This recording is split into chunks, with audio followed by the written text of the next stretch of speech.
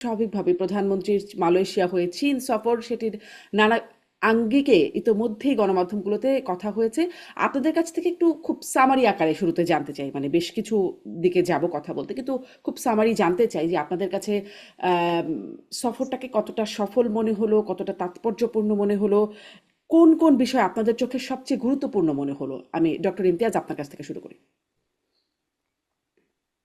ধন্যবাদ। আহ, আমার মনে হয় সফরটা এমনি খুবই গুরুত্বপূর্ণ ছিল, বিশেষ করে চীনে যাওয়াটা। কারণ যেই আহ, আমরা জিওপলিটিক্সের যে কাঠামোর মধ্যে এখন আছি, বিশেষ করে আমেরিকা এবং চীনের মধ্যে যে দ্বন্দ্ব, সেই দ্বন্দ্ব এবং বাংলাদেশের যে পরিবর্তন, সব মিলে চীনের সফরের একটা বিশেষ গুরুত্ব ছিল। এবং সেখানে বেশ কতগুলো জিনিস হয়েছে। আমি তিনটা বিষয়ের উপরে বলে থামবো এবার। হুম। একটা হলো আমার মনে হয় খুবই যেটা গুরুত্বপূর্ণ এবং এক ধরনের মেসেজও আমি মনে করি চীন আর বাংলাদেশ দিতে চেয়েছে, সেটা হলো 2+2 এর যেই এগ্রিমেন্টটা, ডিফেন্স অ্যান্ড ডিপ্লোমেসি। অন্য কথায় আমরা জানি যুক্তরাষ্ট্র বিশেষ একটা সম্পর্ক, নিরাপত্তার একটা বিশেষ সম্পর্ক করতে চাচ্ছে।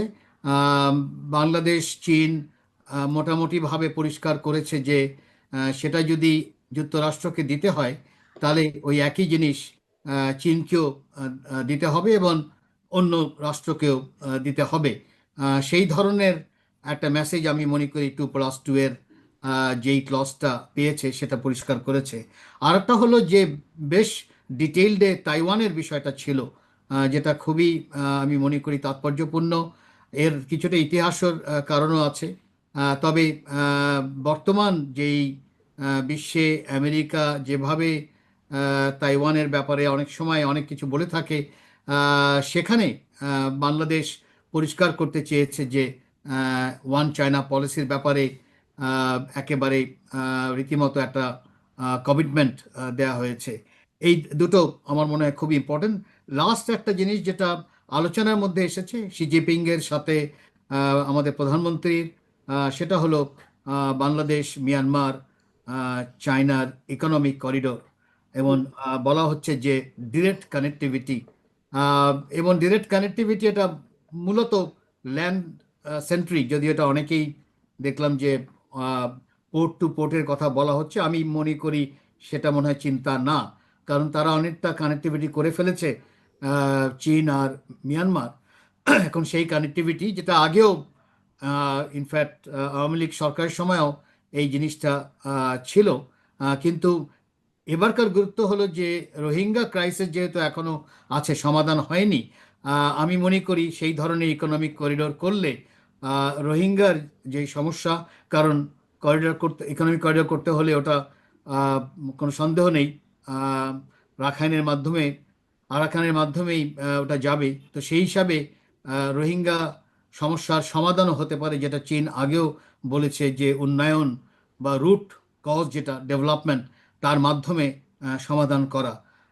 তবে এতগুলো এমওইউ হুম। সবগুলোই আরেকটা বার্তা দিচ্ছে যে আহ, বাংলাদেশের উপর এখন নির্ভর করছে তারা কত তাড়াতাড়ি এই এমওইউগুলো ইমপ্লিমেন্টেশনে নিয়ে যাওয়া, কারণ এই দুটোর মধ্যে কিন্তু বড় একটা গ্যাপ আছে। সেই দায়িত্ব বাংলাদেশকে কেন নিতে হবে। গ্যাপ, কেন মানে বাংলাদেশের উপর এটা দায়িত্ব কেন, বড় গ্যাপ গ্যাপ কেন বলছেন? গ্যাপ এই কারণে যে এমওইউ সই করা আর ইমপ্লিমেন্টেশন দুটো কিন্তু এক জিনিস না। তার মধ্যে একটা বিরাট একটা একটা ফারাক আছে বা গ্যাপ আছে। এই গ্যাপকে মানে ইমপ্লিমেন্টেশনে নিয়ে যাওয়ার যে দায়িত্বটা, চীন প্রস্তুত সাহায্য করতে, সাপোর্ট করতে, সেটা হেলথে হোক, এডুকেশনে হোক, ইনফ্রাস্ট্রাকচারে হোক। কিন্তু ইমপ্লিমেন্টেশনের কাজটা আমি মনে করি যে বাংলাদেশ যত তাড়াতাড়ি সামনে নিয়ে আসতে পারবে তত তাড়াতাড়ি সম্ভব। সে কিভাবে নিয়ে আসবে, আহ, এই জিওপলিটিক্সের কাঠামোর মাধ্যমে, সেটা দেখা।